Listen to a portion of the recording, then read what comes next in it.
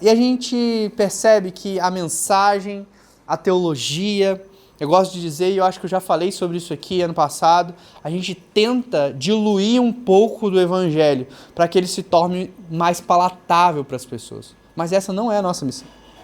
Sabe, nós precisamos apresentar às pessoas o evangelho real, que é uma morte e ressurreição com Cristo. Sabe, o evangelho não é simplesmente um código moral que você vai mudar a sua ética, o seu jeito de ver o mundo, a sua cosmovisão. Não, ela é uma mensagem que nos alcança, é uma boa notícia, que nos muda e nos transforma por inteiro. E essa transformação não é você encontrar a sua melhor versão, é você morrer para você mesmo.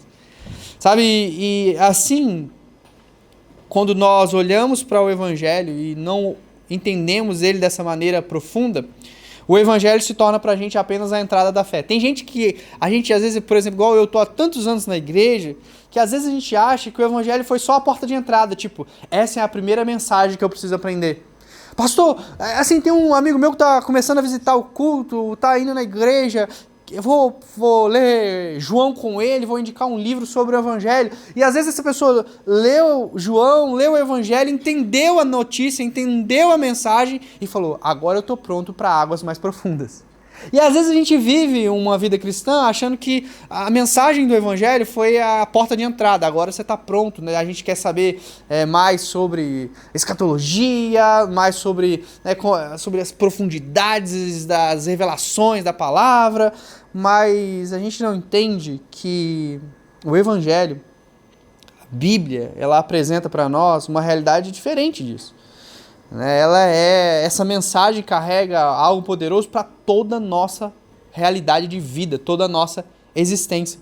Sabe, o apóstolo Paulo, ele escreve uma carta para a igreja de Roma, né? Carta aos Romanos, dizendo assim, no capítulo 1, não precisa abrir agora, esse não é o nosso texto principal de hoje, mas no capítulo 1, no versículo 15 e 17, ele fala assim, por isso estou disposto a pregar o evangelho também a vocês que estão em Roma. Não me envergonho do evangelho, porque é o poder de Deus para a salvação de todo aquele que nele crê. Sabe, é interessante porque quando Paulo está escrevendo a carta para os irmãos em Roma, ele fala, irmãos, eu volto aqui para pregar o evangelho a vocês. Opa, peraí, para que Paulo estava querendo ir até os romanos para pregar o evangelho se ele já está chamando ele de irmãos? Porque o evangelho é uma mensagem que continua presente na nossa realidade de vida. A gente não tem que pensar, agora eu já sei o evangelho, agora eu estou pronto para coisas, para umas coisas mais profundas da palavra. Não, o evangelho é parte da nossa realidade diária, que nós precisamos nos deparar para que sempre a gente continue centrado naquilo que é necessário. Sabe, o evangelho não é só para o início da vida cristã. Ele é o poder de Deus que nos sustenta todos os dias da nossa vida.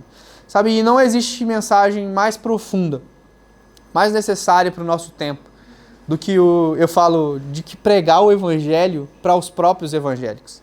Sabe, gente, talvez na minha jornada pastoral nesses últimos 7 anos, o que eu mais tenho feito é pregar o evangelho para gente que já cresceu na igreja, batizada, que toma ceia todo mês, que serve na igreja e que senta diante de mim e quando vem trazer os seus traumas, problemas, dificuldades, dúvidas, situações, circunstâncias, eu olho para esse irmão e falo assim, cara, você esqueceu o evangelho. E muitas vezes ao longo desses 7 anos, eu pude me deparar com gente que ministrava louvor na igreja, que estava a vida inteira na igreja, batizado nas águas, toma ceia, fala de Jesus. E de repente, ao acompanhar, cuidar, discipular essas pessoas, as pessoas olharem para mim e falar, cara, eu acho que eu nunca entendi o evangelho. Eu não sei nem se eu sou convertido de fato. Eu acho que eu me acostumei com esse lance de igreja, com essa moralidade cristã, mas eu não me rendi a essa mensagem, porque o evangelho que eu conheço não é esse, o Deus que eu criei na minha cabeça não é esse. Sabe, por isso que nós precisamos, como cristãos, entender de fato essa mensagem. Porque talvez nunca foi tão urgente que a gente pregasse o evangelho para os próprios evangélicos. E se você tem dúvida daquilo que eu estou falando, é porque você talvez esteja muito desconectado da realidade do que está acontecendo nas igrejas, ou convive muito pouco com pessoas fora da sua bolha. Porque a gente vê a necessidade de pregar a cruz, ensinar a cruz e falar do evangelho novamente para evangélicos que convivem conosco. Nós que somos parte da Igreja Meta, eu sempre falo que para os irmãos que a gente não está isento disso. Apesar de trabalharmos isso nas nossas classes, a falarmos isso nos nossos gabinetes, a pregarmos isso nos domingos, sabe, continuamente, eu sempre nos meus aconselhamentos, eu falo, olha, muitos problemas que você está carregando é pelo fato que você não conhece o evangelho plenamente, ou esqueceu, ou perdeu isso ao longo da jornada. Olhando para todas essas questões que eu estou dizendo aqui, todas essas problemáticas, nós estamos com essa ideia, né, de começar o ano falando do evangelho. E eu espero que ao longo desses meses, ou você fale, meu Deus, graças a Deus eu tô nessa mensagem, eu tô seguro, eu tô numa rocha que é inabalável. Foi essa mensagem que alcançou meu coração. Foi essa mensagem que está presente em mim. É a mensagem que eu não abandonei. Mas ainda assim, você seja novamente, sabe, reconectado com essa mensagem e ela possa fazer algo no seu interior. Ou você olha e fala assim, meu Deus, onde que eu estava na minha vida cristã? Eu nunca escutei isso. Eu acho que eu estava crendo em algo que é o outro evangelho. E é sobre isso que a gente quer falar essa manhã. Sobre o outro evangelho. Paulo vai trazer isso na sua carta aos Gálatas, no capítulo 1, do versículo 6 ao versículo 9. Esse é o nosso texto de hoje.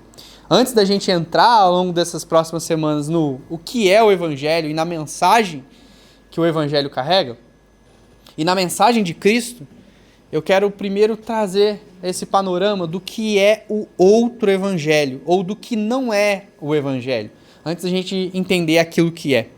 Gálatas, capítulo 1, versículo 6 ao versículo 9. Diz assim: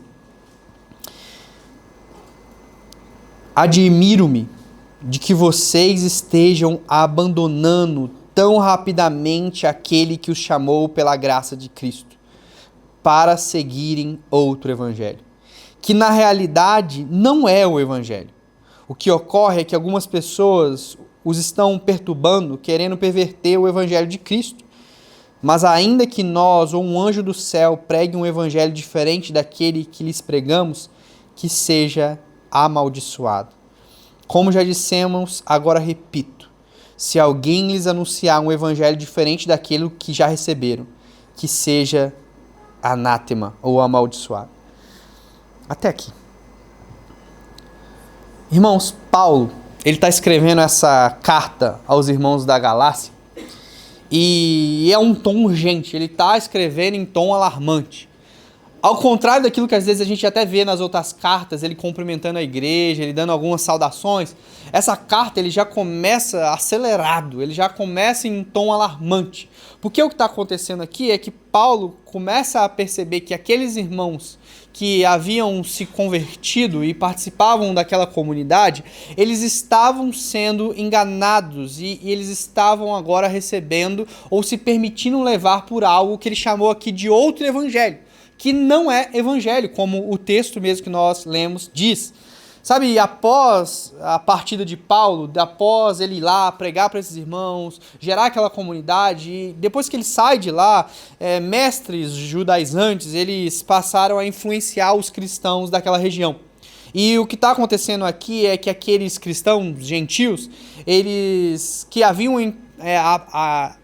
aprendido com Paulo, né, sobre um evangelho que tem a sua fé depositada em Cristo, eles agora entendem que a fé em Cristo agora, embora necessária, não era mais suficiente. Não bastava só isso para ser salvo. Era preciso algo a mais. Esses mestres estavam ensinando isso a eles. Segundo eles, para pertencer ao povo de Deus, para receber salvação, era preciso se submeter, sim, à circuncisão e à lei mosaica. E ao longo dessa carta, Paulo, ele precisa ficar ali, ele já começa, e ele precisa ficar afirmando o seu apostolado. Ele fala, olha, eu sou apóstolo de Cristo, e ele faz isso em várias cartas, porque eles colocam isso em xeque, mas também ele precisa lembrar aqueles irmãos do verdadeiro evangelho. Ele combate esse outro evangelho que está sendo ensinado a esses irmãos e defende, né, que ele é um legítimo apóstolo. Mas talvez a pergunta que você vai se fazer é a pergunta que eu me fiz quando eu comecei a ler esse primeiro capítulo de Gálatas. É que outro evangelho é esse? Paulo está escrevendo em tom alarmante, falando, irmãos, está dando ruim no meio de vocês. Vocês estão se permitindo levar por algo agora que é um outro evangelho. E é interessante porque Paulo ele vem aqui com uma acidez, né, forte. Ele fala, admiro que vocês agora já estão tão rapidamente abandonando o evangelho. E é interessante isso, porque se a gente pensa que Paulo está falando assim, olha, tão rapidamente vocês estão abandonando o evangelho que eu mesmo, né, preguei a vocês, que nós ensinamos a vocês.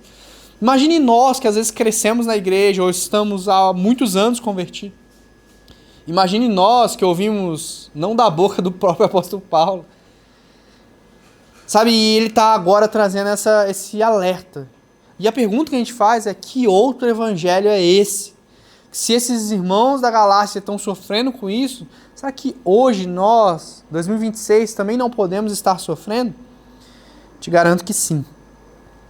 Irmãos, nós precisamos pensar que outro evangelho é esse? E basicamente ao longo da carta, Paulo ele vai trazendo ali, trazendo em doses, o que é esse outro evangelho que eles estão tomando para si. E basicamente o que esse outro evangelho que ele está dizendo, que esses irmãos estão crendo e se permitindo levar, é uma mensagem que acrescentava obras humanas à obra de Cristo. Basicamente, o que Paulo vai tratar nessa carta e vai trazer como esse outro evangelho é uma fé que agora acrescenta obras àquilo que Cristo tinha feito. É uma fé que para eles, naquele instante, envolvia a circuncisão, a lei mosaica, um certo tipo de código, de moral, de ética. E Paulo ele começa a advertir os irmãos sobre isso. No capítulo 2, no versículo 3, no versículo 5, ele diz assim, nem mesmo Tito, que estava comigo, foi obrigado a circuncidar-se. Apesar de ser grego, essa questão não foi levantada, porque alguns falsos irmãos estavam se infiltrando em nosso meio para espionar a liberdade que temos em Cristo e nos reduzir à escravidão. Não nos submetemos a eles, nem por um instante, para que a verdade do evangelho permanecesse com vocês. Sabe, logo no capítulo 2, Paulo está falando que esse outro evangelho é um evangelho que agora está fazendo com que os irmãos que tinha essa raiz judaizante estavam levando e pregando aos gentios que era necessário que eles também se circuncidassem. E Paulo está dizendo, olha, nem Tito, quando esteve no nosso meio, foi necessário que ele se circuncidasse. Essa é uma questão que está sendo levantada por alguns falsos mestres, alguns falsos irmãos entre vocês, que está querendo escravizar vocês, prender a vocês a um tipo de tradição, que não é essa coisa, essa tradição que Deus está chamando os gentios para ter, mas é algo deles. Em Gálatas 2, versículo 16, também diz assim, sabemos que ninguém é justificado pela prática da lei, mas mediante a fé em Cristo. Assim nós também cremos em Cristo Jesus para sermos justificados pela fé em Cristo, e não pela prática da lei, porque pela prática da lei ninguém será justificado. Sabe, quando a gente olha para os textos e quando você lê a carta aos Gálatas, que eu te convido a fazer isso nesse tempo, olharmos para isso, nós percebemos que o outro evangelho não é uma rejeição direta da cruz. O outro evangelho é uma ideia de que nós podemos complementar a obra de Cristo de alguma maneira. Sabe, e tudo aquilo que nós fazemos na nossa vida, toda a ideia que passa pela nossa cabeça, da gente tentar completar ou complementar a obra à cruz, na verdade se torna uma negação à cruz. Sabe, com isso eu queria te convidar e eu queria te fazer pensar que na nossa vida, talvez, né, ou obviamente, você não está preocupado com circuncisão. Você não está preocupado com a lei mosaica ou com aquelas tradições, né, daquele tempo que a gente encontra ao ler as Escrituras. Mas muitas vezes nós adquirimos uma ideia de que nós podemos acrescentar algo ao Evangelho. Nosso problema hoje não é circuncisão, mas nós temos outros problemas. Sabe, no capítulo 3 de Gálatas, ele vai dizer assim, Ó Gálatas insensatos, quem os enfeitiçou? Não foi diante dos seus olhos que Jesus Cristo foi exposto como crucificado? Gostaria de saber uma coisa: foi pela prática da lei que vocês receberam o Espírito, ou foi a fé naquilo que ouviram? Será que vocês são tão insensatos que, tendo começado pelo Espírito, querem agora se aperfeiçoar pelo esforço próprio? Irmãos, quando eu falo de complementar a obra da cruz, é quando nós adquirimos esse tipo de mentalidade. Nós começamos pelo Espírito, mas agora a gente está tentando se aperfeiçoar pelo esforço pessoal. Sabe, talvez eu vou tocar em uma coisa delicada aqui, mas tá na moda, né? Cuidar da saúde. Tá na moda. Eu gosto. Academia, correr, cuidar da alimentação. Isso é importante. Um cristão, ele naturalmente ele é levado para esse lugar. Ele se preocupa, né, com a saúde, com aquilo que Deus o confiou, que é o seu corpo também. Só que eu percebo, muita gente, né, idolatra isso, começa a se tornar isso uma idolatria, ou ao seu próprio corpo, que alguns começam a falar assim: eu me tornei um melhor cristão porque eu agora comecei a ir na academia. Eu tornei um melhor cristão porque eu estou agora correndo, me preparando para uma prova. Isso é uma grande loucura. Quando a gente acha que a gente está se tornando um melhor cristão por algo que a gente está fazendo, existe algo de errado do evangelho que nós estamos crendo. E eu sei que, por exemplo, Henry Nouwen vai dizer, né, quando ele vai falar sobre disciplinas espirituais, que as disciplinas humanas nos ajudam a ter uma disciplina melhor com Deus, uma disciplina melhor nas disciplinas espirituais. E, obviamente, tendo disciplinas espirituais mais alinhadas, você começa a ler mais a Bíblia, a jejuar, a orar mais, e você fala: poxa, estou me tornando um cristão melhor. Mas eu queria te dizer que nem as disciplinas espirituais é aquilo que faz de nós um cristão melhor. Ah, então eu vou parar de ler a Bíblia. Perdeu o evangelho. Não entendeu. Quem nos faz um cristão melhor é Jesus. É a obra de Cristo na cruz. Não existe outro mediador entre nós e uma relação com Deus a não ser Jesus. Quando nós achamos que outras coisas podem nos fazer ficar mais perto de Deus, a gente começa a anular a obra de Cristo na cruz como nosso mediador de verdade. Sabe, e quantos de nós fazemos isso? Todos nós. Sabe, muitas vezes a gente começa pelo Espírito e agora a gente está tentando se aperfeiçoar pela obra da carne. A gente acha que através dos nossos esforços a gente vai merecer algo. Sabe, e essa é uma grande luta na nossa vida cristã. É que continuamente a gente precisa se deparar com Cristo e olhar para a obra que Ele fez na cruz e falar: eu não sou merecedor.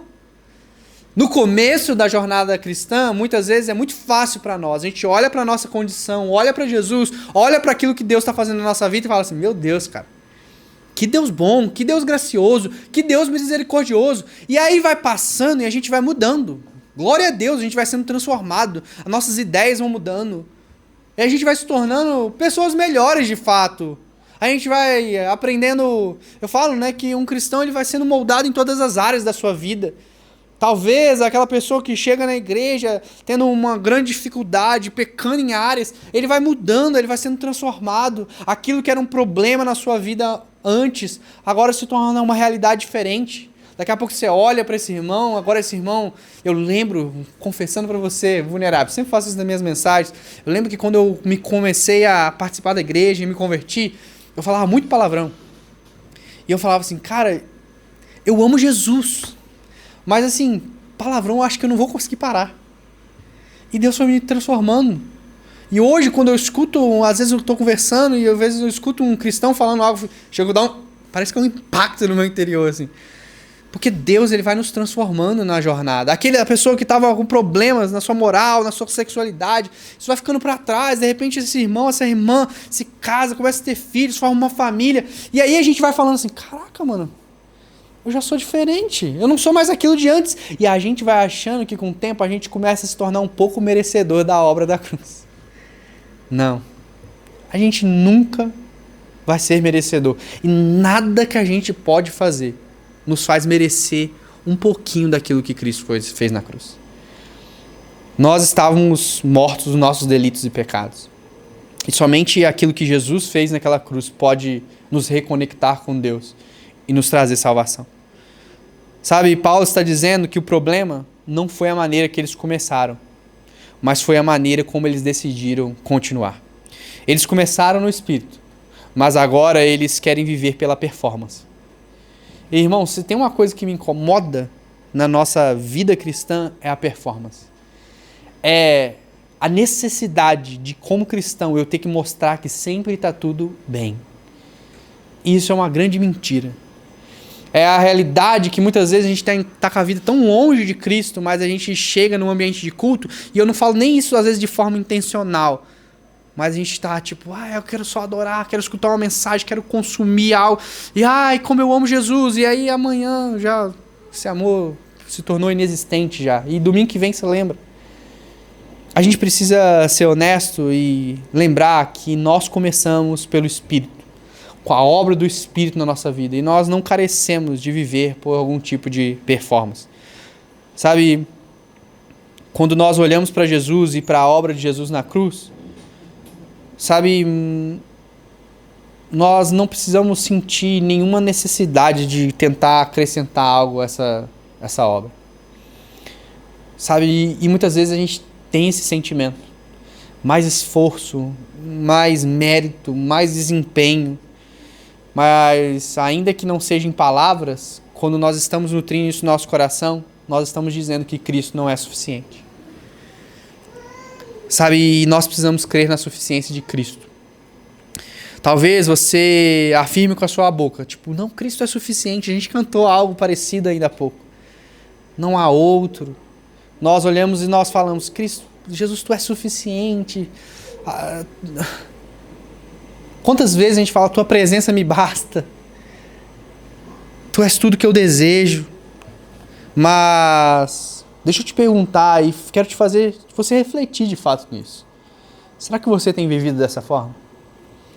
Será que você fala que Cristo é suficiente?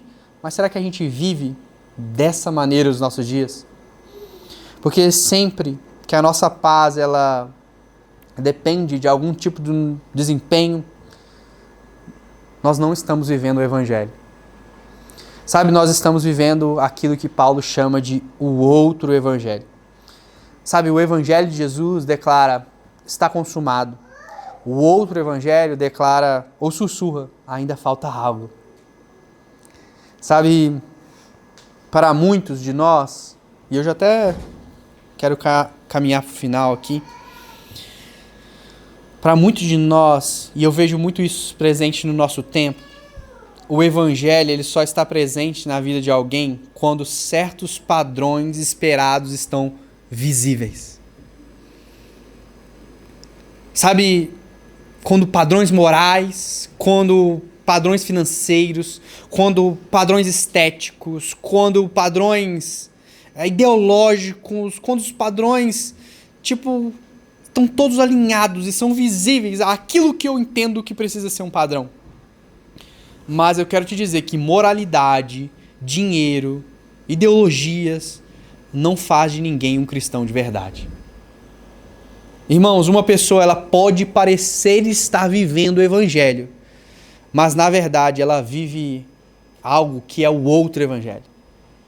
Nós vivemos em um tempo em que tem muita gente que parece evangélico. Eu gosto de dizer, e a expressão que eu chamo, ela tem um kit evangélico completo. Você vê aquele irmão e você fala assim, cara, essa pessoa anda bem vestido, bem alinhado, tem uma família, provém de bons recursos, cara, fala bonito, fala de Jesus, tem aquela moral, aquela estética, tudo. Vem à igreja, serve em algum departamento, participa dos grupos, levanta a mão na adoração, grita na adoração, presta atenção na mensagem, anota, até estuda teologia, mas não vive o Evangelho de verdade. Sabe, e muitas vezes nós estamos definindo quem é cristão ou não, quem é evangélico ou não, por aquilo que a gente vê. A gente olha e fala, sabe quantas vezes como pastor eu já tive que lutar com isso. E eu tive que combater isso também em irmãos na igreja. De a pessoa falar, cara, tal pessoa tá indo lá na nossa igreja, o que a gente faz? Cara, esse cara não é crente de verdade, ele se veste assim, ele fala dessa forma, ele pensa desse jeito. Peraí. Sabe, nós precisamos crer que a obra da cruz é suficiente para transformar as pessoas. Eu gosto de dizer, quando nós não acreditamos na mudança do outro, a gente para de acreditar na nossa mudança também. Muitas vezes eu falo que nós vamos passando os anos na igreja, a gente vai ficando aquele cristão, né? Arrumadinho, a gente vai ficando, a gente pega, como eu falei ainda há pouco, o linguajar. Fala, varão, fala, e aí vaso, e não sei o quê, e cara, vamos buscar o Senhor, cara, vamos na sala de oração, e às vezes a gente esquece que o evangelho, a mensagem que nos alcançou, que a obra da cruz quando nos encontrou, nós estávamos mortos nos nossos delitos, nos nossos pecados, e nós nos julgamos às vezes mais merecedor que os outros, porque o outro pensa diferente de mim, porque o outro é dessa forma. Nós precisamos crer que o evangelho que nos transformou é o evangelho que pode transformar o outro também. Hoje na igreja acontece algo que me deixa chocado, que é o fato de que quando eu me deparo com um irmão que pensa diferente de mim, que às vezes crê ou tem uma cosmovisão diferente da minha, o que eu quero fazer? Eu quero me afastar. Mas se eu creio que a mensagem que me salvou e que me alcançou transformou minha vida, o que eu quero fazer é chegar perto desse irmão e falar, mano, vem cá, vem andar comigo. Se eu creio que a mensagem que eu carrego é a mensagem verdadeira, eu não posso me afastar, eu estou falando, vem junto, que a mensagem que me mudou vai te mudar também.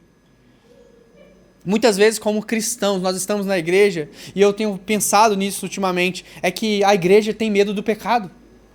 A gente tem medo. Quando a gente vê alguém que parece que não se enquadra dentro dos padrões que a gente acha que ele precisa ter para ser evangélico, a gente fala, será que ele vai ser da igreja?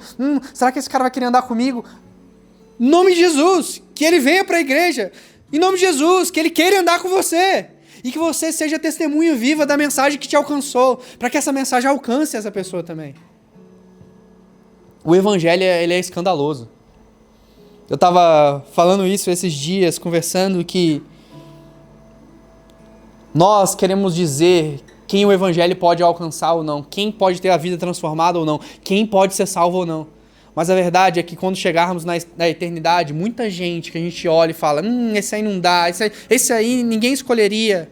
A verdade é que ninguém escolheria você também. E que nós não temos motivos aparentes. É muito louco pensar que essa mensagem do evangelho alcançou o ladrão da cruz. Ele estava ao lado de Jesus. E ainda ali, prestes a morrer, essa mensagem alcança esse homem. É muito doido pensar que hoje, num presídio, em algum lugar desse país, um ladrão, um homicida, um estrupador, ele pode ser alcançado pela mensagem do evangelho. E que eu e você, talvez, não, Deus, não faz isso não. Isso é demais. Essa é a mensagem do evangelho. É uma mensagem que alcança gente que estava deitada numa cova e agora chama para a vida. Nós não podemos olhar para as pessoas e tentar ser mediador, de falar, você pode, você não, você pode, você não. A verdade é que a palavra de Deus, ela quer alcançar a gente que a gente nem imagina que merece essa mensagem.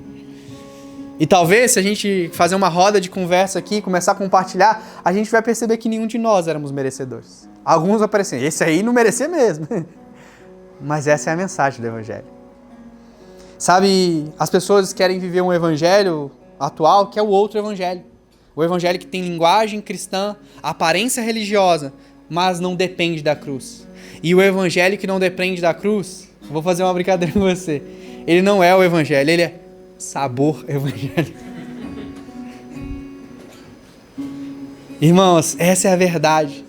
Que assim como esse meme aí que fica aparecendo no seu Instagram, no seu TikTok, todas as vezes que o seu coração tentar te enganar, que o nosso coração é enganoso, todas as vezes que seus olhos tentarem olhar para alguém e definir se esse alguém é cristão ou não, por algo que não seja uma fé na obra de Cristo, E todas as vezes que você, na sua própria vida, começar a se achar merecedor da obra da cruz, ou começar a tentar acrescentar e aperfeiçoar essas obras através dos seus esforços pessoais, vem lá no fundo isso na sua cabeça, isso é sabor evangelho.